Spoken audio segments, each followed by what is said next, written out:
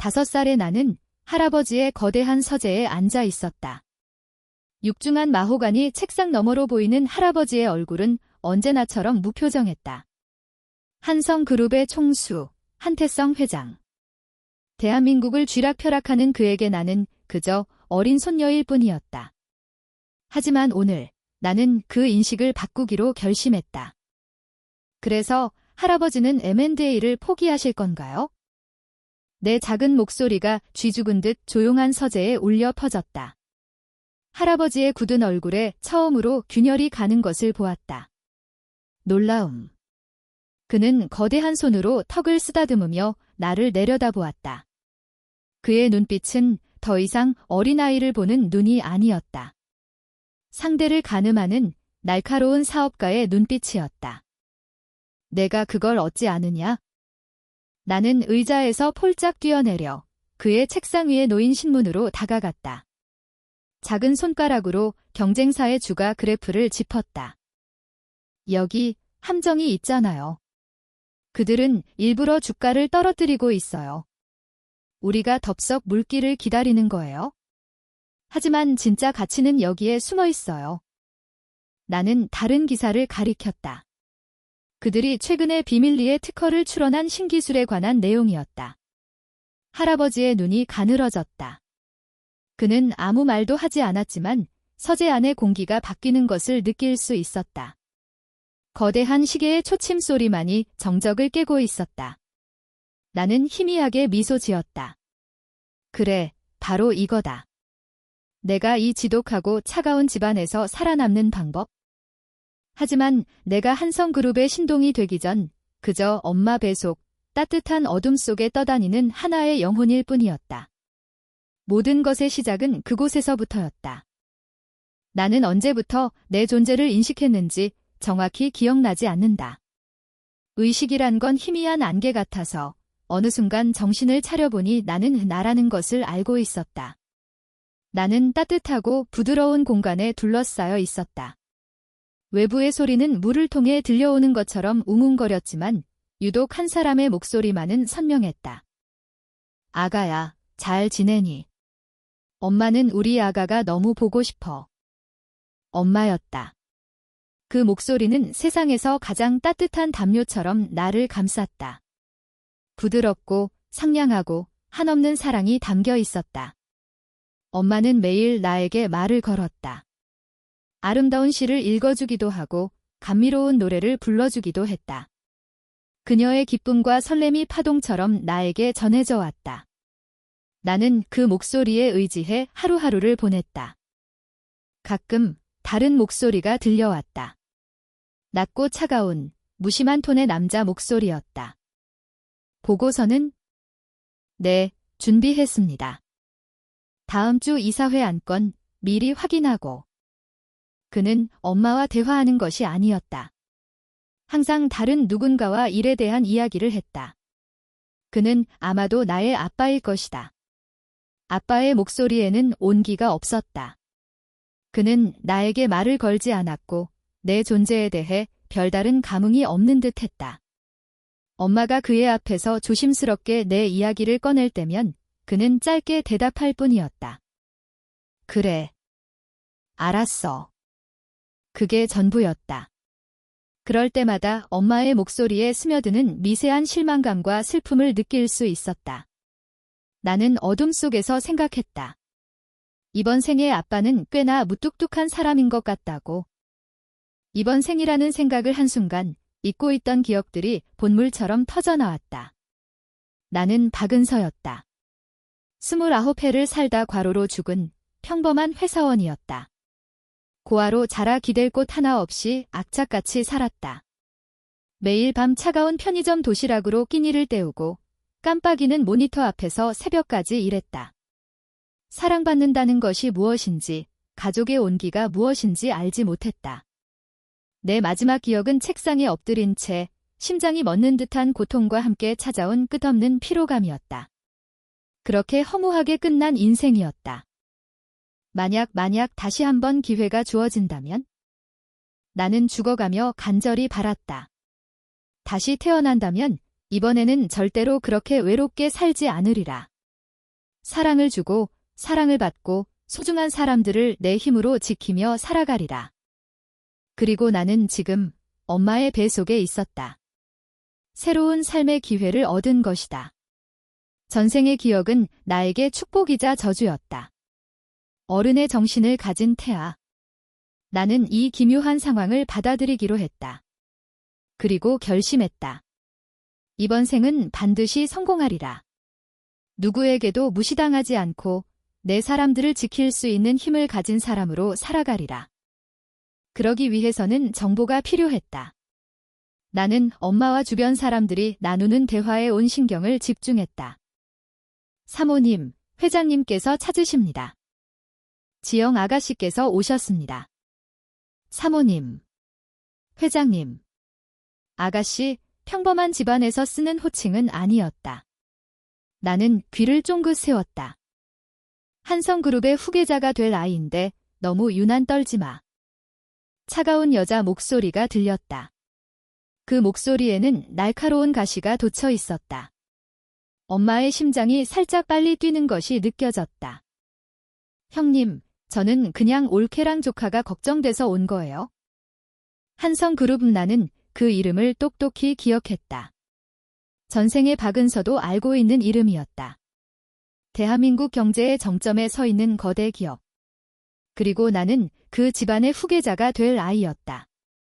머릿속이 복잡해졌다. 재벌가의 아이로 태어난다는 것, 그것은 엄청난 부와 명예를 의미했지만 동시에 피비린내 나는 암투와 경쟁을 의미하기도 했다. 전생의 드라마에서 질리도록 봤던 내용이었다. 나는 어둠 속에서 주먹을 꽉 쥐었다. 그래, 오히려 잘 됐다. 힘이 있는 곳에서 태어난다면 내 사람들을 지키기 더 수월할 것이다. 나는 이 기회를 절대로 놓치지 않을 것이다. 시간이 흘렀다. 나는 엄마의 뱃속에서 무럭무럭 자랐다. 엄마의 사랑은 변함없이 따뜻했고 아빠의 목소리는 여전히 멀게만 느껴졌다. 그리고 마침내 세상 밖으로 나갈 시간이 되었다. 세상과의 첫 만남은 끔찍했다.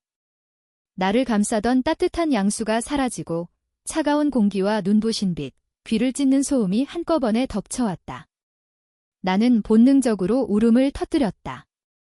혼란스럽고 무서웠다. 그때 익숙한 온기가 나를 감쌌다. 아가, 내 아가. 엄마였다. 땀으로 젖은 얼굴이었지만 세상에서 가장 아름다운 미소를 짓고 있었다.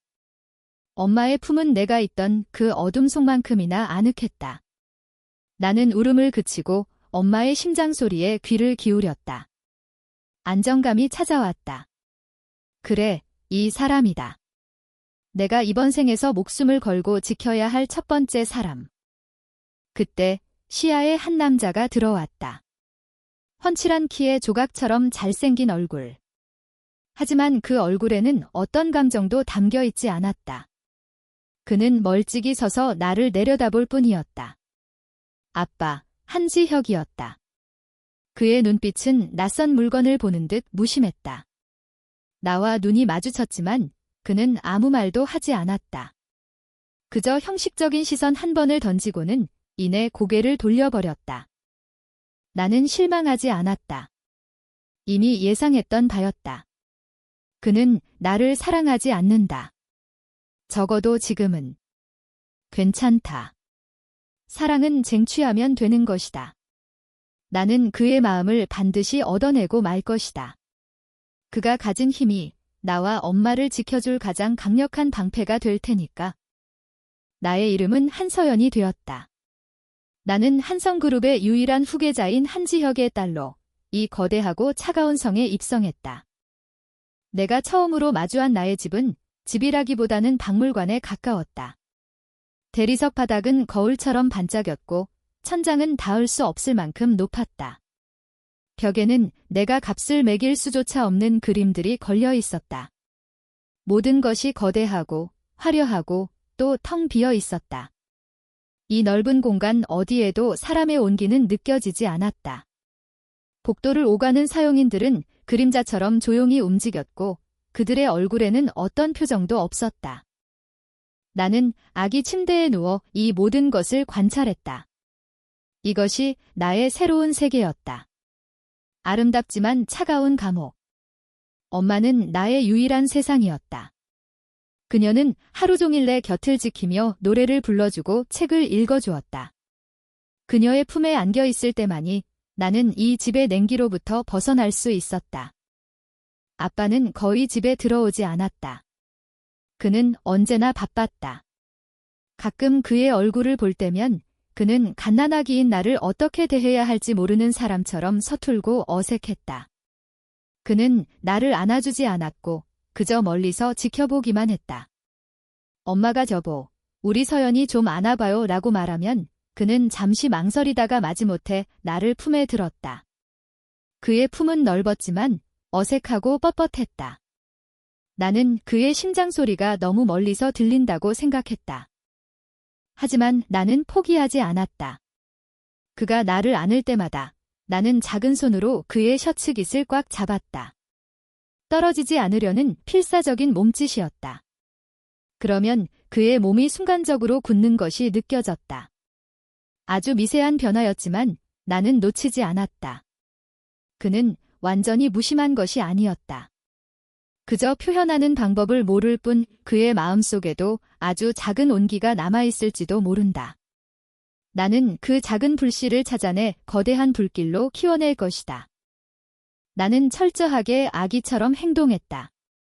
배고플 때 울고 기분이 좋으면 웃었다. 하지만 내 머릿속은 단 한순간도 쉬지 않았다. 나는 이 집의 권력 구조를 파악하기 위해 모든 감각을 곤두세웠다. 이 집의 실질적인 왕은 할아버지, 한태성 회장이었다. 그의 말 한마디에 집안의 모든 것이 결정되었다. 아빠조차도 할아버지 앞에서는 언제나 긴장한 모습이었다. 그들은 부자 관계라기보다는 상사와 부하 직원처럼 보였다. 그리고 또 한 명의 주요 인물이 있었다. 뱃속에서부터 나를 경계하던 그 차가운 목소리의 주인공, 나의 고모 한지영이었다. 그녀는 틈만 나면 이 집에 찾아와 엄마의 신경을 긁었다. 올케는 아직도 적응이 안 되나 봐. 하긴 평범하게 살다 이런 집에 들어왔으니 그럴 만도 하지. 그녀의 말은 꿀을 바른 독화살 같았다. 엄마는 아무 대꾸도 하지 못하고 그저 고개를 숙일 뿐이었다. 나는 그 모습을 보며 분노로 작은 몸을 떨었다. 감히 나의 엄마를. 나는 한지영의 얼굴을 똑똑히 기억했다. 그녀는 나의 주적이었다. 언젠가 반드시 그녀가 엄마에게 주었던 모욕을 몇 배로 되갚아주리라. 나는 아기였다. 내가 할 수 있는 것은 아무것도 없었다. 지금은 그저 때를 기다리며 힘을 비축해야 했다. 나는 열심히 엄마 젖을 빨고 잠을 자며 무럭무럭 자랐다. 내 머릿속에는 앞으로의 계획들이 빼곡히 들어차고 있었다. 첫 번째 목표는 이 집에서 나와 엄마의 입지를 굳히는 것, 두 번째 목표는 얼음 같은 아빠의 마음을 녹이는 것, 그리고 최종 목표는 한성그룹의 진정한 주인이 되어 누구도 우리를 함부로 할 수 없게 만드는 것이다. 나는 갓난아기의 몸에 갇힌 채 거대한 전쟁을 준비하고 있었다. 이것은 나의 두 번째 인생이었고 나는 결코 패배하지 않을 것이다. 엄마의 배 속에서부터 나는 이미 모든 것을 알고 있었으니까. 시간은 아기에게만 허락된 특권처럼 빠르게 흘렀다. 나는 뒤집기를 하고 기어다니기 시작했으며 주변의 모든 것을 입으로 가져가며 세상을 탐색했다. 물론 내 머릿속에서는 이 집안의 권력 지도를 완성해 나가고 있었다.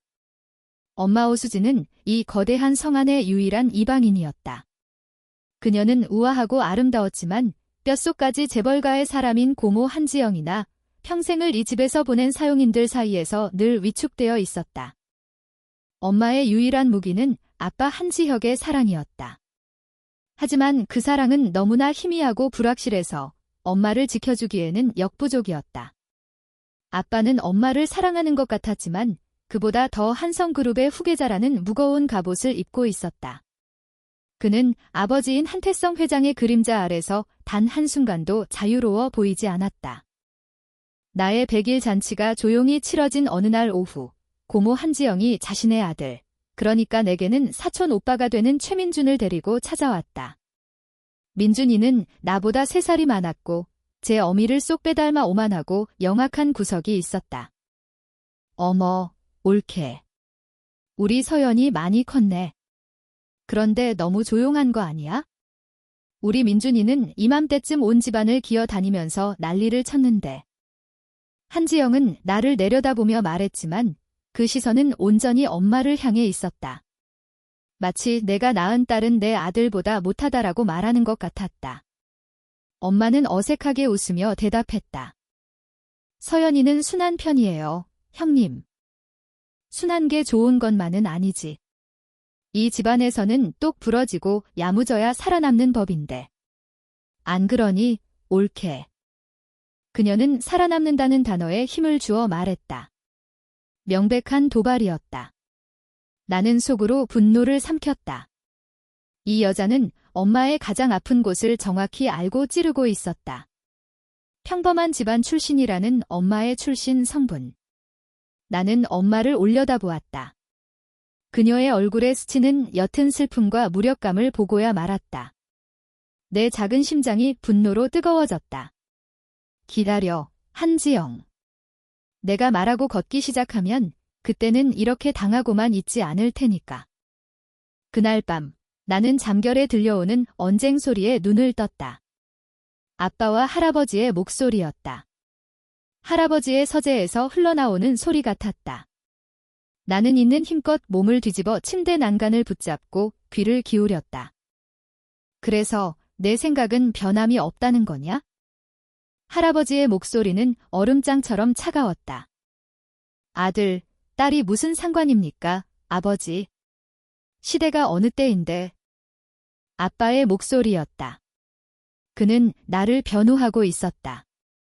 하지만 그의 목소리에는 자신감 대신 피로감이 묻어 있었다. 시대를 운운하는 게냐? 한성의 후계자는 강해야 한다. 그런데 고작 계집아이라니. 오수진 그 아이가 내게 안겨준 것이 고작 이거란 말이냐. 할아버지의 노여움 섞인 고함에 온몸의 피가 차갑게 식는 것 같았다. 계집아이, 그 단어는 비수처럼 내 가슴에 박혔다. 내가 딸이라는 사실이 이 집안에서는 원죄와도 같았다.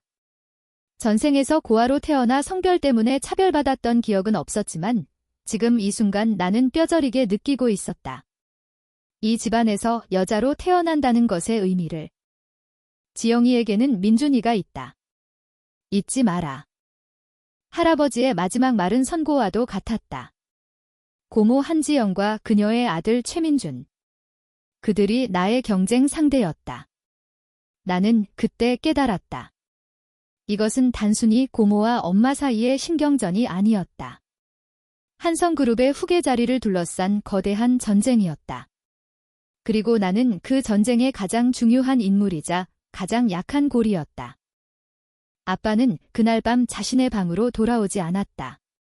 엄마는 밤새 뒤척이며 잠들지 못했다. 나는 엄마의 등을 토닥여주고 싶었지만 내 작은 손으로는 아무것도 할 수 없었다. 그저 엄마의 슬픔이 나에게 전해져 오는 것을 느끼며 밤이 새도록 눈을 뜨고 있었다. 복수심과 투지가 내 안에서 불타오르기 시작했다. 좋다. 계집아이라고 무시했겠다. 내가 얼마나 대단한 계집아이인지 똑똑히 보여주겠다. 시간은 흘러 나의 첫 번째 생일, 돌잔치가 열리는 날이 되었다. 한성그룹 후계자의 외동딸의 첫 생일답게 파티는 온갖 부와 권력을 과시하는 장이었다. 호텔 연회장을 통째로 빌렸고 정재계의 거물들이 구름처럼 몰려들었다. 엄마는 아름다운 한복을 입고 있었지만 그녀의 미소는 불안해 보였다. 그녀는 이 모든 화려함 속에서 여전히 길을 잃은 사람 같았다. 반면 고모 한지영은 물 만난 고기처럼 하객들 사이를 누비며 자신의 인맥을 과시했다. 그녀의 옆에는 작은 정장을 빼입은 민준이가 서 있었다. 돌잔치의 하이라이트는 돌잡이였다. 내 앞에는 아기의 미래를 점친다는 여러 가지 물건들이 놓여 있었다. 붓, 책, 돈, 실, 그리고 청진기, 판사봉까지. 모든 하객들의 시선이 나에게 쏠렸다. 우리 서연이는 뭘 잡을까? 엄마가 조심스럽게 물었다. 나는 이 순간이 얼마나 중요한지 알고 있었다. 여기서 내가 무엇을 잡느냐에 따라 어른들은 멋대로 나의 미래를 재단하고 평가할 것이다. 고모 한지영이 비웃음 섞인 목소리로 말했다. 여자아인데 당연히 실이나 잡지 않겠어? 오래 살아야지, 암. 그녀의 말에 몇몇 사람들이 따라 웃었다. 엄마의 얼굴이 굳어졌다. 나는 그들을 노려보았다. 좋아, 너희들이 원하는 대로 해주지 않겠다. 하지만 뭘 잡아야 하지? 판사봉. 청진기. 너무 속 보이는 짓이었다. 나는 잠시 망설였다. 그러다 문득 연회장 한쪽 벽에 걸린 거대한 TV 화면이 눈에 들어왔다. 경제 뉴스 채널이었다. 복잡한 그래프와 숫자들이 쉴 새 없이 지나가고 있었다. 아나운서가 바이오 산업의 급등에 대해 떠들고 있었다. 그 순간 전생의 기억이 스쳐 지나갔다. 과로로 죽기 직전까지 분석하던 프로젝트가 바로 바이오 관련 스타트업 투자건이었다. 나는 결심했다. 나는 기어가기 시작했다. 돌잡이 상을 지나쳐 사람들의 발 사이를 헤치고 곧장 TV를 향해 갔다. 사람들의 당황한 수군거림이 들렸다. 어머, 아기가 어디로 가는 거야? 서연아, 이리 와야지. 엄마의 다급한 목소리가 들렸지만 나는 멈추지 않았다. 마침내 TV 앞에 도착한 나는 힘겹게 몸을 일으켜 화면을 손가락으로 가리켰다. 그리고 내 평생의 연기력을 총동원해 있는 힘껏 외쳤다. 봐.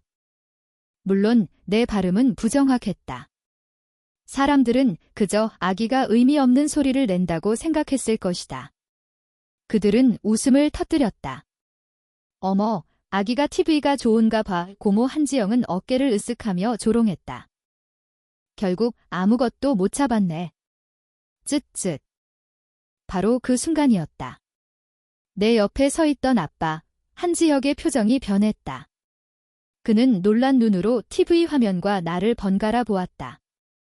화면에서는 마침 K바이오라는 회사의 로고가 클로즈업되고 있었다. 그는 마치 망치로 머리를 한 대 맞은 듯한 표정이었다. 그는 나에게 다가와 나를 번쩍 안아 들었다. 그리고 나를 보던 그 눈빛. 그것은 내가 태어난 후 처음 보는 종류의 눈빛이었다. 무관심도 어색함도 아니었다. 경이로움과 충격, 그리고 아주 희미한 희망 같은 것이 섞인 눈빛이었다.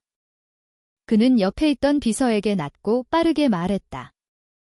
김 비서, 당장 K바이오 지분 우리가 매입할 수 있는 만큼 전부 사들여. 지금 당장. 비서는 어리둥절했지만 곧바로 고개를 숙이고 전화를 걸기 시작했다.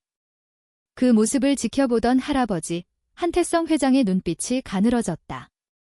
그는 여전히 무표정했지만 처음으로 나를 손녀가 아닌 다른 무언가로 보고 있다는 것을 알 수 있었다. 그는 아빠에게 물었다. K바이오라 내 놈, 그걸 어떻게? 아빠는 나를 아는 채 대답했다. 그의 목소리에는 이전에는 없던 확신이 서려 있었다. 서연이가 알려졌습니다. 물론 아무도 그 말을 믿지 않았다. 그저 아빠가 우연히 영감을 얻었고 딸에게 공을 돌리는 것이라고 생각했다. 하지만 나는 알 수 있었다. 아빠와 할아버지는 알고 있었다. 이것이 단순한 우연이 아니라는 것을. 혹은 우연이라 할지라도 너무나도 절묘한 우연이라는 것을. 그날 밤 돌잔치는 끝났다. 나는 전쟁에서 첫 승리를 거두었다. 아주 작지만 결정적인 승리였다. 나는 더 이상 무시당하는 계집아이가 아니었다. 나는 한성그룹이라는 거대한 체스판 위에 예상치 못한 변수로 등장한 새로운 말이 되었다. 그날 이후 아빠는 나를 다른 눈으로 보기 시작했다. 그의 서재에 K바이오 주가 그래프가 붙었고 그 주식은 며칠 만에 폭등했다. 게임은 이제 막 시작되었고 나는 이 게임의 플레이어가 될 준비를 마쳤다. 돌잔치에서 벌어진 K바이오 사건은 우리 집안에 미묘하지만 확실한 파장을 일으켰다. K바이오의 주가는 아빠의 예측대로 수직 상승했고 한성그룹은 막대한 차익을 얻었다. 아빠 한지혁은 할아버지로부터 드물게 칭찬을 받았고 회사 내에서의 입지는 더욱 굳건해졌다. 이 모든 것의 시작이 고작 1살짜리 아기의 손가락질이었다는 사실은 공식적으로는 그저 재미있는 해프닝으로 치부되었다. 하지만 아빠와 할아버지는 그날 이후 나를 대하는 태도가 완전히 달라졌다. 아빠는 더 이상 나를 멀리서 바라만 보지 않았다. 그는 퇴근 후 내 방에 들르는 일이 잦아졌다. 물론 처음에는 여전히 서먹했다.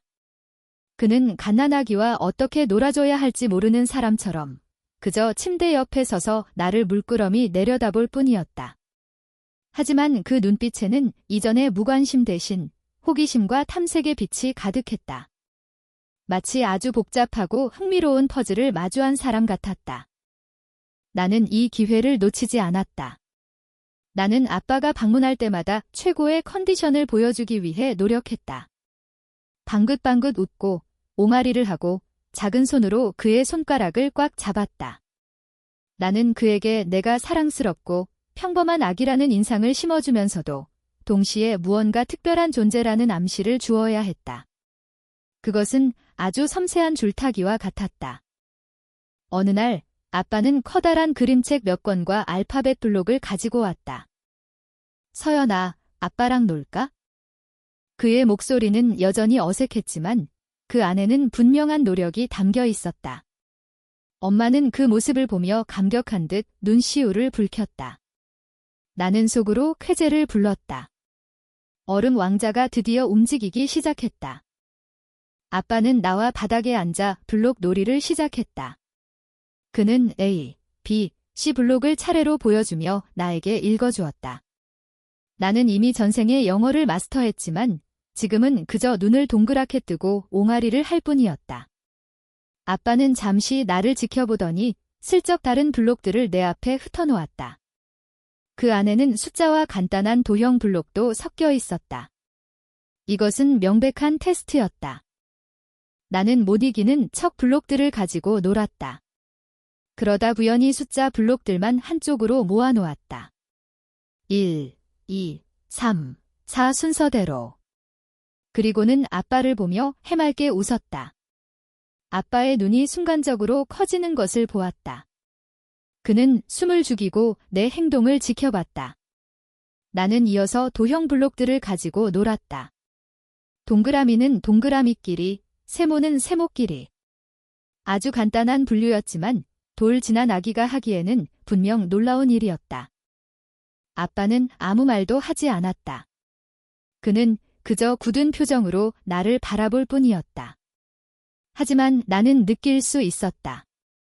그의 내면에서 무언가 거대한 것이 흔들리고 있음을. 그는 나에게서 가능성을 보고 있었다. 한성그룹을 이끌어갈 자신이 가지지 못한 번뜩이는 천재성을. 그날 이후 아빠의 테스트는 계속되었다. 그는 최신 경제 잡지를 내 앞에서 소리내어 읽어주기도 하고 여러 나라의 국기가 그려진 카드를 보여주기도 했다. 나는 그의 의도를 정확히 파악하고 그가 놀랄 만큼만, 딱 그만큼만 나의 능력을 보여주었다. 너무 과하면 의심을 살 것이고 너무 못하면 관심을 잃을 것이다. 나는 천재 아기를 연기하는 노련한 배우였다. 나의 천재성은 아빠를 변화시켰다. 그는 집에 있는 시간이 눈에 띄게 늘어났다.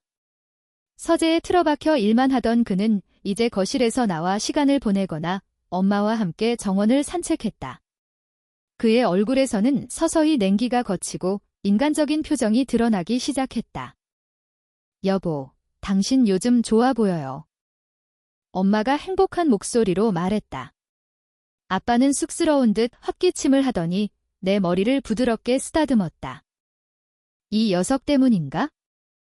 그의 손길은 여전히 서툴렀지만 따뜻했다. 나는 그 순간 내가 단순히 생존을 위해 시작했던 이 연극이 나에게 진짜 가족의 온기를 가져다주고 있다는 것을 깨달았다. 아빠의 변화는 엄마에게도 긍정적인 영향을 미쳤다. 남편의 사랑을 확인한 엄마는 더 이상 위축되지 않았다. 그녀의 얼굴에는 자신감과 행복감이 피어났고 이 삭막한 집안의 분위기를 조금씩 바꾸어 놓았다. 물론 이 모든 변화를 못마땅하게 지켜보는 사람이 있었다. 고모 한지영이었다. 그녀는 우리 가족의 변화가 불편하다는 것을 노골적으로 드러냈다. 오빠, 요즘 너무 가정적인 거 아니야? 회사 일이 한가한가 보지? 그녀는 비꼬는 투로 말했지만 아빠는 더 이상 예전처럼 움츠러들지 않았다. 가정도 일의 연장선이야. 스트레스를 풀어야 일의 능률도 오르는 법이지. 너도 민준이한테 좀 더 신경 쓰는 게 어때? 아빠의 반격에 한지영의 얼굴이 굳어졌다. 그녀는 분한 듯 나를 쏘아보았다. 마치 이 모든 변화의 원인이 나라는 것을 알고 있다는 듯이 나는 그녀의 시선을 피하지 않고 마주보았다. 그리고 해맑게 웃어 보였다. 이제 시작일 뿐이에요, 고모. 나는 2살이 되었고 말을 하기 시작했다. 물론 처음에는 부정확한 발음으로 단어들을 내뱉는 수준이었다. 하지만 내 머릿속은 이미 완벽한 문장을 구사하고 있었다. 나는 나의 전어 능력을 이용해 아빠에게 더 적극적으로 어필하기 시작했다. 어느 날 저녁, 아빠는 심각한 얼굴로 통화를 하고 있었다. 새로 추진하는 리조트 사업에 문제가 생긴 모양이었다. 경쟁사인 태강그룹이 같은 부지를 놓고 경쟁에 뛰어들었다는 내용이었다. 입지 조건은 우리가 불리해. 태강 쪽이 강을 끼고 있어서 조망권이 훨씬 좋아. 아빠는 한숨을 쉬며 전화를 끊었다. 나는 아빠에게 아장아장 걸어가 그의 바지를 잡아당겼다. 아빠, 힘들어. 나의 어설픈 발음에 아빠가 쓴웃음을 지었다. 그는 나를 무릎에 앉혔다. 응, 아빠 조금 힘드네. 나는 그의 손에 들려있던 서류를 가리켰다. 리조트 조감도였다. 저기 산 반짝반짝. 나는 조감도 뒤편에 작게 그려진 산을 손가락으로 짚으며 말했다. 아빠는 내 말을 이해하지 못하고 고개를 갸웃했다. 산이 왜? 별별 보여. 밤에. 나는 최선을 다해 설명했다. 그 산은 국립천문대와 가까운 곳이었다. 강 조망권 대신 밤하늘의 별을 테마로 한 천문 리조트라는 컨셉을 제시한 것이다. 전생의 여행 잡지에서 봤던 유럽의 어느 작은 호텔에 대한 기억이 떠올랐기 때문이었다. 아빠는 처음에는 내 말을 그저 아기의 옹알이로 여겼다. 하지만 그는 잠시 깊은 생각에 잠기더니 갑자기 눈을 번뜩였다. 그는 조감도와 지도를 번갈아 보며 무언가를 미친 듯이 확인하기 시작했다. 그리고 잠시 후 그는 흥분한 목소리로 외쳤다. 그래. 유레카. 강이 아니라 하늘이었어. 그는 나를 번쩍 안아 들고 볼에 뽀뽀를 했다. 태어나서 처음 받아보는 아빠의 격한 애정 표현이었다. 우리 딸, 정말 아빠의 복덩이구나. 그의 품에 안겨 나는 생각했다. 아빠, 이건 시작에 불과해요. 나는 당신을 한성그룹의 회장으로 만들어줄 거예요. 그리고 그 과정에서 나는 당신의 진짜 딸이 될 거고요. 한성그룹의 천문 리조트 프로젝트는 대성공을 거두었다. 태강그룹을 보기 좋게 따돌리고 언론의 극찬을 받았다. 아빠의 주가는 하늘 높은 줄 모르고 치솟았다. 그리고 그 모든 영광의 뒤에는 말을 갓 배우기 시작한 2살배기 딸의 종아리가 있었다는 사실을 아는 사람은 아무도 없었다. 나의 존재는 이제 아빠에게 단순한 복덩이를 넘어 비밀 병기와도 같았다. 그는 중요한 결정을 내리기 전에 슬쩍 나에게 의견을 묻는 버릇이 생겼다. 물론 형식은 우리 서연이는 뭐가 더 좋아? 같은 아기에게 묻는 질문이었지만 그 안에는 그의 진지한 고민이 담겨 있었다. 나는 그의 질문의 핵심을 파악하고 아이의 시선으로 위장한 결정적인 힌트를 던져주었다. 아빠와 나의 관계가 깊어질수록 엄마는 더욱 행복해했다. 우리 세 사람은 이제 제법 그럴듯한 가족의 모습을 갖추어 가고 있었다. 주말에는 함께 공원으로 나들이를 가고 저녁에는 다 함께 식탁에 둘러앉아 웃음꽃을 피웠다. 이 차가운 저택에 온기가 돌기 시작했다. 나는 이 평화가 영원하기를 바랐다. 하지만 나는 알고 있었다. 폭풍전의 고요함일 뿐이라는 것을. 나의 존재가 빛날수록 나를 향한 어둠의 그림자 또한 짙어지고 있었다. 그리고 그 어둠의 중심에는 나의 사랑하는 고모, 한지영이 있었다. 그녀는 결코 이대로 물러설 여자가 아니었다. 나와 아빠의 관계가 공고해지고 집안에서의 엄마의 입지가 안정되자 고모 한지영의 심기는 날이 갈수록 불편해졌다. 그녀는 더 이상 예전처럼 대놓고 엄마를 무시하거나 비꼬지 않았다. 대신 그녀의 눈빛은 더 차갑고 계산적으로 변했다. 마치 독사가 먹잇감을 노리듯 조용히 우리의 약점을 찾고 있었다. 나는 그녀의 변화가 더 큰 위협의 전조라는 것을 직감했다. 나는 어느덧 4살이 되었다. 나는 이제 제법 유창하게 말을 할 수 있었지만 여전히 아이의 순수함을 연기하는 것을 잊지 않았다. 할아버지, 한태성 회장은 나를 종종 그의 서재로 불렀다.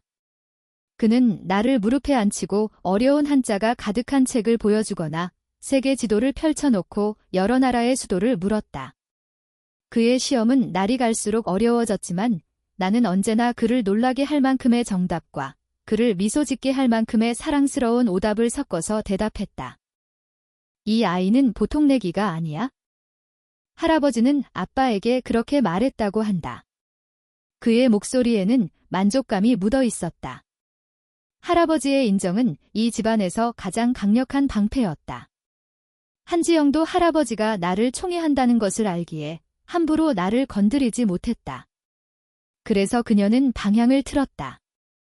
그녀의 새로운 목표는 이 집안의 가장 약한 고리이자 나의 가장 큰 약점인 엄마, 오수진이었다. 사건은 엄마의 생일 파티에서 터졌다. 아빠는 엄마를 위해 자택에서 소규모지만 화려한 파티를 열어주었다. 아빠가 직접 디자인에 참여한 목걸이를 선물했고 엄마는 세상을 다 가진 듯 행복해했다. 바로 그 화기애애한 분위기 속에서 한지영이 우아하게 잔을 들며 말했다. 올케, 생일 축하해. 배우 오수진이 아니라 한성가의 안주인이 된 걸 환영하는 의미에서 내가 특별한 선물을 준비했어. 그녀의 말에 모두의 시선이 집중되었다. 그녀가 손짓하자 거실의 대형 스크린이 켜졌다. 나는 불길한 예감에 휩싸였다. 스크린에 나타난 것은 엄마의 10년 전 모습이었다. 그녀가 무명 배우 시절에 찍었던 다소 노출이 있고 내용이 자극적인 저예산 영화의 한 장면이었다. 어머나, 이게 뭐야? 파티에 참석했던 몇몇 친척들이 수군거리기 시작했다.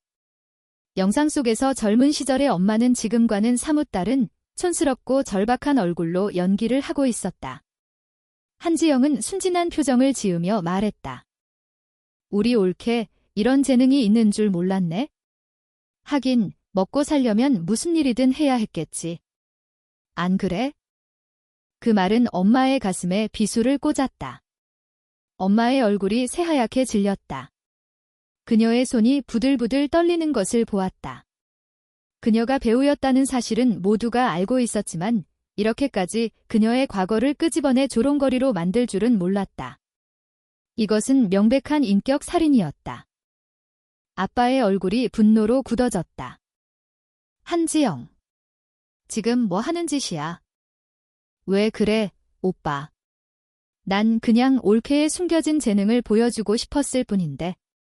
설마 이런 과거가 부끄러워서 숨겼던 건 아니지, 올케? 한지영의 목소리는 뱀처럼 교활했다.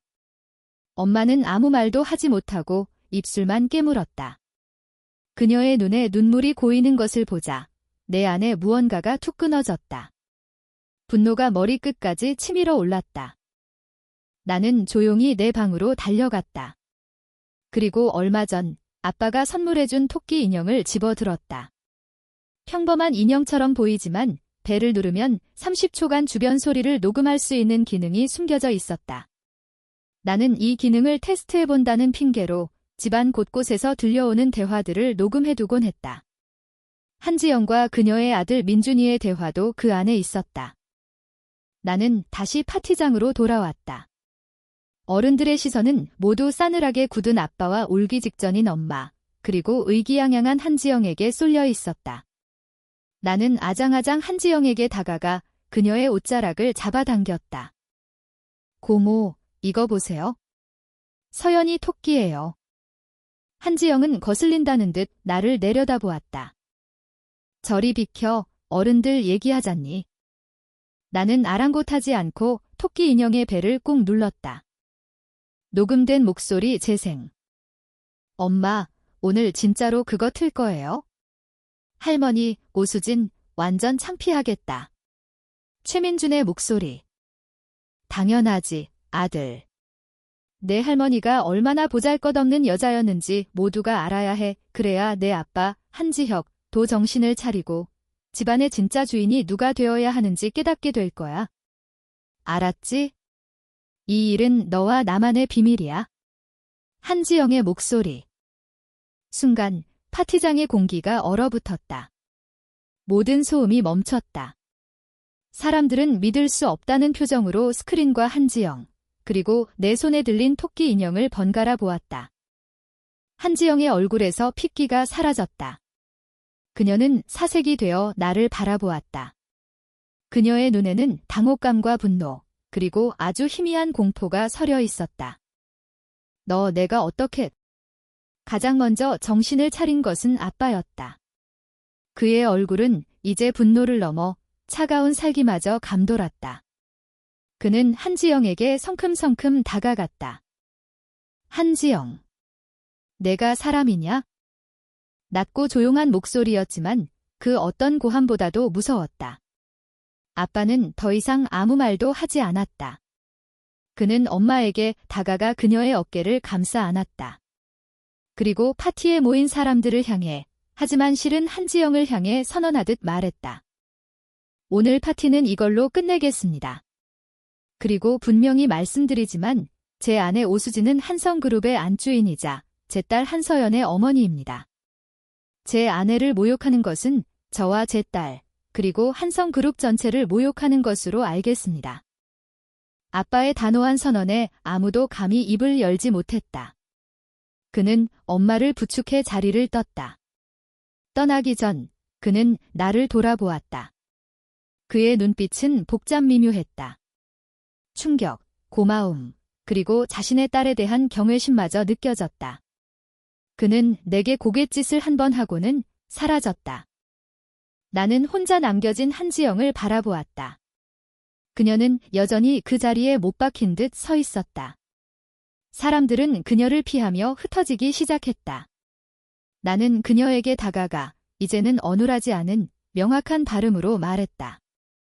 고모, 우리 엄마 건드리지 마세요. 내 목소리를 들은 한지영의 눈이 경악으로 물들었다. 그녀는 이제야 깨달은 것이다. 내가 단순한 천재 아기가 아니라 명확한 의지를 가진 적수라는 것을. 그날 밤 우리 집은 발칵 뒤집혔다. 할아버지는 한지영을 불러 크게 호통을 쳤다고 했다. 하지만 그녀를 내치지는 않았다. 할아버지에게 자식은 버릴 수 있는 패가 아니었기 때문이다. 대신 한지영과 그녀의 아들 민준이는 당분간 자숙의 의미로 우리 집 출입이 금지되었다. 나는 내 방 침대에 누워 토끼 인형을 끌어안았다. 오늘 내가 한 일은 명백한 반격이었다. 하지만 마음 한구석이 편치만은 않았다. 4살짜리 아이의 몸으로 나는 너무나도 어른스러운 싸움을 하고 있었다. 나는 엄마를 지켰지만 그 과정에서 나의 순수함을 조금씩 잃어가고 있었다. 그때 방문이 조용히 열리고 아빠가 들어왔다. 그는 침대 옆에 앉아 아무 말 없이 내 머리를 쓰다듬었다. 그의 손길은 그 어느 때보다 따뜻하고 다정했다. 서연아. 그가 조용히 나를 불렀다. 고맙다. 그리고 미안하다. 그의 목소리가 살짝 떨리고 있었다. 나는 그가 왜 미안해하는지 알 것 같았다. 나를 이런 싸움에 휘말리게 한 것에 대한 미안함, 그리고 아내를 제대로 지켜주지 못했다는 자책감일 것이다. 나는 그의 손을 작은 손으로 잡았다. 아빠, 괜찮아요. 우리가 이겼잖아요. 아빠는 내 말에 놀란 듯 나를 바라보았다. 그의 눈에 이슬이 맺히는 것을 나는 보지 못한 척했다. 그는 나를 꼭 안아주었다. 그의 품에서 나는 비로소 안도감을 느낄 수 있었다. 우리는 이겼다. 하지만 전쟁은 아직 끝나지 않았다. 오히려 이제부터가 진짜 시작이었다. 한지영은 이번 일로 더욱 도끼를 품었을 것이다. 그리고 할아버지는 이 모든 상황을 지켜보며 또 다른 계산을 하고 있을 터였다. 나는 더 강해져야만 했다. 나와 내 소중한 가족을 지키기 위해서. 토끼 인형 사건 이후 우리 집에는 폭풍전야와 같은 긴장감이 감돌았다. 고모 한지영의 발길은 뚝 끊겼지만 나는 그것이 항복이 아닌 더 큰 전쟁을 위한 숨고르기라는 것을 알았다. 그녀의 자존심과 야망은 결코 이 정도의 패배로 꺾일 리 없었다. 아빠는 이전보다 더 확고하게 엄마와 나를 감쌌다. 그는 더 이상 일에만 파묻혀 사는 남자가 아니었다. 그는 한 가정의 가장으로서 자신의 자리를 찾아가고 있었다. 이 모든 격변의 중심에는 할아버지, 한태성 회장이 있었다. 그는 사건 당일 한지영을 크게 질책했을 뿐 그 이상의 처벌을 내리지 않았다. 그는 마치 아무 일도 없었다는 듯 평소와 같이 행동했다. 하지만 나는 그의 침묵이 더 무섭다는 것을 알았다. 그는 거대한 체스판 위에서 모든 말들의 움직임을 지켜보는 체스 마스터와 같았다. 그는 손주들의 싸움을 이용해 그들의 그릇을 시험하고 가장 강력한 후계자를 골라내려는 속셈이었다. 나는 5살이 되었다. 나는 더 이상 나의 지능을 숨기지 않았다. 어차피 모두가 내가 특별하다는 것을 알고 있었다.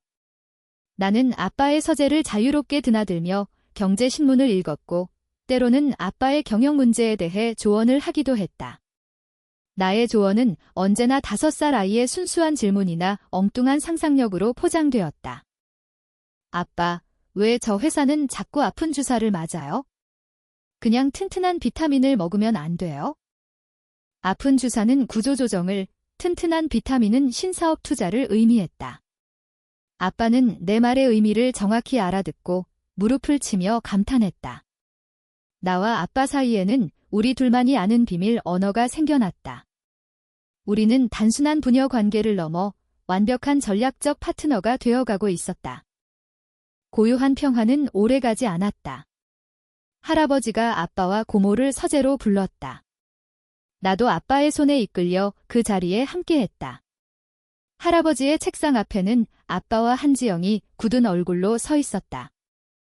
이제 그만 유치한 싸움은 집어치울 때가 됐다. 할아버지의 목소리는 서늘했다.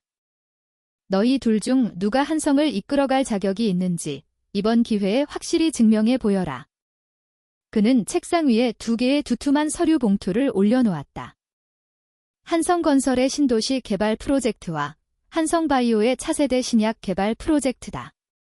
둘 다 그룹의 명운을 걸어야 할 만큼 중요한 사업이지. 하나씩 맡아서 결과를 가지고 와라. 이기는 쪽이 한성의 진정한 주인이 될 것이다. 이것은 선전포고였다. 할아버지는 마침내 칼을 뽑아 들었다. 그는 우리를 거대한 시험대 위에 올려놓고 살아남는 자에게 모든 것을 주겠다고 선언한 것이다. 한지영의 눈이 탐욕으로 번뜩였다. 그녀는 주저없이 신도시 개발 프로젝트 서류를 집어들었다. 건설은 한성그룹의 모태이자 가장 규모가 큰 사업이었다. 그녀는 자신의 정치력과 인맥을 이용하면 충분히 승산이 있다고 판단한 것이다. 자연스럽게 남은 신약 개발 프로젝트가 아빠의 몫이 되었다. 그것은 엄청난 자본과 시간이 필요하지만 성공 여부는 불투명한 리스크가 큰 사업이었다. 한지영은 비웃음을 참지 못했다. 오빠는 역시 꿈같은 이야기를 좋아하는군. 천문 리조트처럼 이번에도 어린애 장난 같은 발상으로 잘 해보시지. 그녀는 나를 곁눈질하며 말했다. 명백한 도발이었다. 아빠의 얼굴이 굳어졌다. 그때 내가 아빠의 옷자락을 잡아당기며 말했다. 아빠, 약은 좋은 거예요. 아픈 사람을 낫게 해주잖아요. 내 말에 아빠의 눈빛이 흔들렸다. 그는 나를 내려다보았다. 내 눈 속에서 그는 무한한 신뢰와 지지를 읽었을 것이다. 그는 결심한 듯 남은 서류 봉투를 집어들었다. 저는 서연이의 말을 믿겠습니다. 미래는 사람을 살리는 기술에 있습니다. 그렇게 한성그룹의 후계 자리를 건 세기의 대결이 시작되었다. 겉으로는 아빠 한지혁과 고모 한지영의 싸움이었지만 실질적으로는 나와 고모의 대리전이었다. 전쟁은 치열했다. 한지영은 자신의 모든 인맥과 권력을 총동원해 신도시 프로젝트를 밀어붙였다. 그녀는 언론을 이용해 연일 자신의 성과를 홍보했고 정관계 인사들을 구워 삶아 온갖 특혜를 받아냈다. 그녀의 프로젝트는 순풍에 돛단 듯 나아가는 것처럼 보였다. 반면 아빠의 신약 개발 프로젝트는 시작부터 난관에 부딪혔다. 핵심 연구원들이 경쟁사로 스카우트되고 임상시험 데이터에 문제가 생기는 등 악재가 겹쳤다. 이 모든 것의 배후에 한지영의 검은 손이 있다는 것을 의심하기는 어렵지 않았다. 아빠는 매일 밤 지친 얼굴로 귀가했다. 그는 서재에 틀어박혀 밤늦도록 한숨을 쉬었다. 엄마는 그런 아빠를 보며 안절부절 못했다. 집안의 분위기는 다시 차갑게 가라앉았다. 어느 날 밤, 나는 아빠의 서재로 몰래 들어갔다. 아빠는 책상에 엎드려 잠들어 있었다. 그의 앞에는 복잡한 화학식과 임상 데이터 보고서들이 널려 있었다. 나는 조심스럽게 보고서를 살펴보았다. 전생의 제약회사 투자건을 분석하며 공부했던 지식들이 머릿속에서 되살아났다. 나는 문제의 핵심을 발견했다. 임상시험 과정에서 사용된 특정 화합물의 순도가 문제였다. 아주 미세한 불순물이 약의 효능을 떨어뜨리고 부작용을 일으키고 있었다. 해결책은 간단했다. 더 높은 순도의 화합물을 사용하거나 정제 기술을 개선하는 것. 나는 책상 위에 놓인 포스트잇에 어린아이의 서툰 글씨체로 이렇게 적었다. 아빠, 약이 더러워요. 깨끗하게 씻어주세요.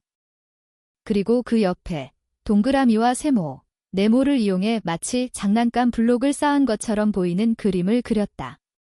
그것은 특정 화합물의 분자 구조를 단순화시킨 것이었다. 다음 날 아침, 아빠는 내 메모를 보고 처음에는 어리둥절했다. 하지만 그는 곧 내 메시지의 의미를 깨달았다. 그는 미친 듯이 연구실로 달려갔고 며칠 밤낮의 연구 끝에 마침내 문제의 원인을 밝혀내고 해결책을 찾아냈다. 서연아, 내가 또 아빠를 살렸구나. 아빠는 나를 부둥켜 안고 외쳤다. 그의 목소리에는 환희와 감격이 뒤섞여 있었다. 위기는 기회로 바뀌었다. 아빠의 팀은 문제를 해결하는 과정에서 오히려 더 효율적인 신약 합성 기술에 대한 특허까지 얻게 되었다. 하지만 한지영의 반격도 만만치 않았다. 그녀는 아빠의 프로젝트에 치명타를 날릴 마지막 카드를 준비하고 있었다. 그녀는 신약 개발의 핵심 연구원이었던 최 박사를 매수했다. 최 박사는 신약의 핵심 기술을 빼돌려 경쟁사에 넘기기로 약속했다. 기술 유출이 일어나는 순간 아빠의 프로젝트는 물거품이 되고 한성그룹은 천문학적인 손해를 입게 될 터였다. 나는 이 모든 음모를 우연히 엿듣게 되었다. 나는 아빠에게 이 사실을 알려야 했다. 하지만 어떻게? 5살짜리 아이가 도청이라도 했다고 말할 수는 없는 노릇이었다. 나는 고민 끝에 한 가지 방법을 떠올렸다. 나는 할아버지의 서재로 달려갔다. 그곳은 내가 이 집에서 유일하게 자유롭게 드나들 수 있는 곳이었다. 할아버지. 할아버지. 큰일 났어요. 나는 울먹이며 할아버지의 바짓가랑이를 붙잡았다. 서연이 꿈에 나쁜 아저씨가 나왔어요. 최 박사 아저씨가 아빠 약을 훔쳐서 다른 아저씨한테 줬어요. 할아버지의 눈이 매섭게 빛났다. 그는 내 말을 흘려듣지 않았다. 그는 나를 자신의 무릎에 앉히고 차분하게 물었다. 꿈에서 본 것을 할아버지에게 자세히 이야기해 보거라. 나는 내가 엿들은 모든 것을 5살 아이의 서툰 꿈 이야기로 각색해서 털어놓았다. 장소, 시간, 인물. 나는 모든 것을 구체적으로 묘사했다. 할아버지는 아무 말 없이 내 이야기를 끝까지 들었다. 그의 얼굴은 알 수 없는 표정으로 굳어 있었다. 그는 비서를 불렀다. 지금 당장 내가 말하는 것을 확인해봐. 그날 밤 모든 것이 뒤집혔다. 할아버지가 보낸 사람들은 최 박사가 경쟁사 관계자와 접선하는 현장을 덮쳤다. 기술 유출의 증거는 명백했다. 그리고 그 배후에 한지영이 있다는 사실도 곧바로 드러났다. 한성그룹의 후계자 자리를 건 길고 긴 싸움은 그렇게 막을 내렸다. 너무나도 허무하고 극적인 결말이었다. 모든 것이 끝난 후 나는 할아버지의 서재에 다시 불려갔다. 그곳에는 아빠도 함께 있었다. 할아버지는 나를 지그시 바라보며 물었다. 서연아, 너는 대체 누구냐? 그의 질문에 심장이 철렁 내려앉았다. 나는 그 순간 깨달았다. 나의 모든 연극이 끝났다는 것을. 서연아, 너는 대체 누구냐? 할아버지의 질문은 조용한 서재를 가득 메웠다. 그 목소리는 차갑지도 날카롭지도 않았지만 그 어떤 말보다 내 심장을 무겁게 짓눌렀다. 나는 숨을 삼켰다. 옆에 서 있던 아빠의 얼굴이 하얗게 질리는 것이 보였다. 그는 본능적으로 나를 보호하려는 듯 내 앞을 막아서려 했다. 나는 그의 옷자락을 가만히 잡았다. 괜찮다는 무언의 신호였다. 올 것이 왔다고 생각했다. 5살 아이의 몸으로 어른의 지능을 숨기는 데에는 한계가 있었다. 돌잔치에서의 손가락질, 리조트 사업에 대한 힌트, 그리고 이번 신약 개발 프로젝트에서의 결정적인 역할까지. 모든 조각들이 맞춰지며 내가 평범한 아이가 아니라는 그림이 완성된 것이다. 더 이상 순수한 천재성이나 우연으로 포장할 수 없었다. 나는 할아버지의 눈을 똑바로 마주 보았다. 그의 눈은 깊은 우물처럼 나의 모든 것을 꿰뚫어 보는 듯했다. 거짓말은 통하지 않을 것이다. 나는 이판사판의 심정으로 내 인생 최대의 도박을 하기로 결심했다. 할아버지는 제가 누구라고 생각하세요? 나의 반문에 할아버지의 눈썹이 살짝 치켜 올라갔다. 아빠는 거의 기절할 것 같은 표정으로 나를 바라보았다. 5살짜리 손녀가 대한민국 재계의 거물에게 되묻는 상황. 상상조차 할 수 없는 일이었을 것이다. 할아버지는 잠시 나를 응시하더니 옅은 미소를 지었다. 그것은 내가 이 집에 온 이후로 처음 보는 진짜 미소였다. 글쎄다. 요물인가 아니면 하늘이 내린 선물인가? 그는 자리에서 일어나 창가로 걸어갔다. 창밖으로는 잘 가꿔진 정원이 펼쳐져 있었다. 내가 너희 애비에게 그 혹독한 시험을 내린 이유가 무엇이라 생각하느냐? 그는 아빠를 향해 물었다. 아빠는 대답하지 못하고 고개를 숙였다. 지혁이, 저 녀석은 마음이 너무 약했다. 정이 많고 남을 쉽게 믿지. 재벌가의 후계자로는 치명적인 약점이야. 그래서 나는 녀석을 더 강하게 만들기 위해 일부러 차갑게 대하고 채찍질했다. 지영이를 부추겨 경쟁시킨 것도 그 때문이었지. 할아버지의 목소리는 담담했다. 평생을 아들을 오해하고 원망했던 아빠는 충격받은 얼굴로 할아버지를 바라보았다. 하지만 저 녀석은 내 기대만큼 크지 못했다. 늘 무언가 부족했지? 바로 그 순간 내가 나타났다. 서연아. 할아버지가 몸을 돌려 나를 바라보았다. 너는 지혁이에게 없는 모든 것을 가졌다. 냉철한 판단력, 승부사 기질, 그리고 사람의 마음을 꿰뚫어 보는 통찰력까지. 너는 내 애비를 완성시키는 마지막 퍼즐 조각이었다. 그의 말은 충격적이었다. 그는 모든 것을 알고 있었다. 내가 아빠를 돕고 있다는 사실을 어쩌면 그 이상을 처음부터 짐작하고 있었을지도 모른다. 기술 유출 사건 때 나의 꿈 이야기를 그토록 쉽게 믿어준 것도 다 이유가 있었던 것이다.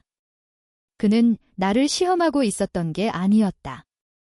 나를 통해 아빠를 시험하고 우리 부녀의 가능성을 지켜보고 있었던 것이다. 최 박사건은 내가 지영이에게 던진 마지막 미끼였다. 그 아이가 그 미끼를 물지 아니면 이성을 되찾을지 보고 싶었다. 그리고 너희가 그 함정을 어떻게 헤쳐나가는지도. 결국 이 모든 것은 할아버지의 손바닥 안에서 벌어진 거대한 연극이었다. 한지영은 그 연극에서 가장 어리석은 역할을 맡았고 나와 아빠는 가장 어려운 시험을 통과했다. 그래서 다시 묻겠다. 한서연, 너는 누구냐? 내 정체를 밝히지 않아도 좋다. 하지만 이것 하나만은 알아둬라. 너는 이제부터 한성그룹의 비밀 병기이자 실질적인 후계자다. 할아버지의 선언에 아빠가 놀라 소리쳤다. 아버지. 서연이는 아직 어린아이입니다. 육신이 어리다고 영혼까지 어린 것은 아니지. 할아버지는 내 영혼의 나이를 꿰뚫어 보는 듯 말했다. 나는 온몸에 소름이 돋았다. 나는 더 이상 숨길 필요가 없다고 판단했다. 나는 어른의 말투로 차분하지만 단호하게 말했다. 저는 할아버지의 손녀, 한서연입니다. 그리고 아빠의 딸입니다. 그 이상도 그 이하도 아닙니다. 저는 단지 제 가족을 지키고 싶었을 뿐입니다. 내 입에서 나온 어른스러운 문장에 아빠는 할 말을 잃었다. 하지만 할아버지는 만족스럽다는 듯 고개를 끄덕였다.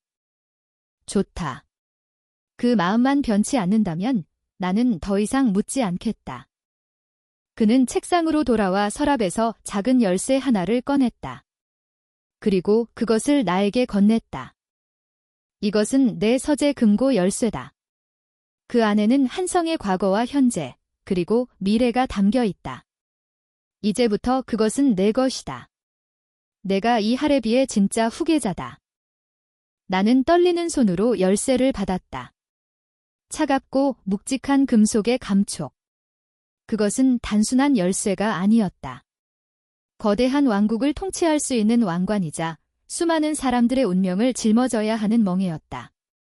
전생의 박은서라면 상상도 할 수 없었던 무게였다. 그날 이후 한지영은 모든 직위에서 해임되고 경영 일선에서 물러났다. 그녀는 자택에 칩거하며 두문불출했다. 그녀의 아들 민준이도 유학이라는 명목으로 외국으로 보내졌다. 그녀는 패배했고 그 대가는 혹독했다. 나는 그녀를 찾아가고 싶었지만 아빠가 말렸다. 지금은 서로에게 시간이 필요하다고 했다. 아빠는 한성그룹의 부회장으로 승진하며 실질적인 경영권을 물려받았다. 하지만 그는 더 이상 일에만 매달리지 않았다. 그는 할아버지와의 오랜 오해를 풀었고 비로소 아버지의 진심을 이해하게 되었다. 그는 이제 권력의 무게를 즐기는 법을, 그리고 그 권력을 가족을 위해 사용하는 법을 알게 된 듯했다. 우리 집에는 오랜만에 진짜 평화가 찾아왔다. 더 이상 암투도 눈치 싸움도 없었다. 엄마는 이 집의 진정한 안주인으로 자신감 넘치는 미소를 되찾았다. 그녀는 더 이상 한지영의 그림자에 시달리지 않았다. 나는 다시 평범한 5살 아이의 일상으로 돌아가려 노력했다. 유치원에 가고 친구들과 놀고 엄마 품에서 동화책을 읽었다. 하지만 내 손에 들린 금고 열쇠는 내가 더 이상 평범한 아이로만 살 수 없다는 것을 상기시켰다. 나는 밤마다 몰래 할아버지의 서재로 들어갔다. 그리고 금고를 열었다. 그 안에는 한성그룹의 비밀장부, 핵심 기술 자료, 그리고 정재계 인사들의 약점이 담긴 파일들이 빼곡했다. 나는 그것들을 읽고 분석하고 외웠다. 이것이 나의 새로운 무기이자 나의 가족을 지킬 방패였다. 나는 이 힘을 어떻게 사용해야 할까? 전생에 나는 힘이 없어서 나 자신조차 지키지 못했다. 하지만 지금의 나는 너무나 큰 힘을 손에 넣었다. 이 힘은 사람을 살릴 수도 죽일 수도 있었다. 나는 고민에 빠졌다. 나는 복수를 위해, 생존을 위해 이 싸움을 시작했다. 하지만 이제 나는 모든 것을 가졌다. 그렇다면 나의 다음 목표는 무엇이어야 할까? 나는 이 거대한 부와 권력을 가지고 무엇을 해야 할까? 어느 주말 오후, 나는 아빠, 엄마와 함께 공원으로 나들이를 갔다. 우리는 다른 평범한 가족들처럼 아이스크림을 먹고 비눗방울을 불며 웃고 떠들었다. 엄마는 햇살 아래서 눈부시게 웃고 있었고, 아빠는 그런 엄마와 나를 더없이 따뜻한 눈으로 바라보고 있었다. 그 순간 나는 깨달았다. 내가 진정으로 원했던 것은 바로 이 순간이었다는 것을. 거대한 부도 막강한 권력도 아니었다. 그저 사랑하는 사람들과 함께 웃고 서로의 온기를 느끼며 살아가는 이 평범한 행복. 이것을 지키기 위해 나는 싸워왔던 것이다. 전생의 박은서는 가져보지 못했던 것, 한서연으로 다시 태어나 비로소 얻게 된 것, 그것은 바로 가족이었다. 나는 내 손을 꼭 잡고 있는 아빠와 엄마의 손을 더 꽉 잡았다. 그래, 결심했다. 나는 이 힘을 나의 가족, 그리고 더 나아가 다른 사람들의 평범한 행복을 지키는 데 사용할 것이다. 나는 더 이상 복수심에 불타는 영혼이 아니었다. 나는 사랑하는 사람들을 지키는 수호자가 될 것이다. 그것이 나의 두 번째 인생의 진정한 목표이자 내가 나아가야 할 길이었다. 진정한 평화가 찾아온 후, 우리 집은 이전과는 완전히 다른 공간이 되었다. 차갑고 삭막했던 저택은 엄마의 손길로 따뜻하고 생기 넘치는 보금자리로 변해갔다. 정원에는 계절마다 아름다운 꽃들이 피어났고, 거실에는 언제나 우리의 웃음소리가 가득했다. 아빠는 더 이상 일에 중독된 로봇이 아니었다. 그는 퇴근 후 나와 함께 레고를 조립하고 주말에는 엄마를 위해 직접 요리를 하는 자상한 남편이자 아빠가 되었다. 할아버지는 경영 일선에서 완전히 물러나 분재를 가꾸거나 낚시를 다니며 소일했다. 하지만 그는 여전히 이 집의 가장 큰 어른이었다. 그는 더 이상 나를 시험하거나 어려운 질문을 던지지 않았다. 대신 그는 나를 무릎에 앉히고 옛날 이야기를 들려주었다. 그가 맨손으로 한성그룹을 일구어낸 고생담, 그리고 그 과정에서 겪었던 수많은 만남과 이별에 대한 이야기였다. 나는 그의 이야기 속에서 기업가로서의 냉철함뿐만 아니라 한 인간으로서의 고뇌와 외로움을 엿볼 수 있었다. 할아버지는 후회 안 하세요? 어느 날 나는 조심스럽게 물었다. 평생을 일만 생각하며 자식들까지 경쟁의 도구로 삼았던 삶에 대해. 할아버지는 잠시 창밖을 바라보더니 내 머리를 쓰다듬으며 말했다. 후회하지 않는 인생이 어디 있겠느냐. 하지만 나는 내가 지키고 싶었던 것을 지켰다. 그리고 이제는 너희가 있잖니. 그의 눈빛은 그 어느 때보다 따뜻했다. 나는 그제야 깨달았다. 그 역시 자신만의 방식으로 가족을 사랑하고 지켜왔다는 것을. 다만 그 방식이 너무나 서툴고 거칠었을 뿐이었다. 나는 내 손에 쥔 힘을 어떻게 사용해야 할지 고민했다. 나는 할아버지의 금고 속 비밀 자료들을 이용해 한성그룹을 위협하는 경쟁자들을 견제하고 부패한 정치인들을 속아냈다. 하지만 나는 결코 그 힘을 사적인 복수나 이익을 위해 사용하지 않았다. 나의 목표는 오직 하나, 한성그룹이라는 거대한 배가 순항하도록 만들어 그 안에 타고 있는 수많은 직원들과 그들의 가족들의 평범한 삶을 지키는 것이었다. 나는 아빠에게 한성재단의 확대를 제안했다. 기존의 장학 사업을 넘어 소외된 계층의 아이들을 위한 문화예술교육, 희귀병을 앓는 아이들을 위한 치료비 지원 등 사회의 그늘진 곳을 밝히는 일에 적극적으로 나서자고 했다. 돈은 버는 것보다 쓰는 것이 더 중요하다. 5살짜리 딸의 입에서 나온 말에 아빠는 처음에는 놀랐지만 이내 환하게 웃으며 내 의견을 지지해 주었다. 엄마는 재단의 이사장을 맡아 그 누구보다 열정적으로 활동했다. 배우 시절의 경험을 살려 자선 행사를 기획하고 직접 발로 뛰며 도움이 필요한 곳을 찾아다녔다. 그녀는 스포트라이트를 받는 여배우가 아닌 따뜻한 마음을 나누는 사회사업가로서 제2의 인생을 살게 되었다. 시간이 흘러 내가 7살이 되던 해, 한 통의 편지가 도착했다.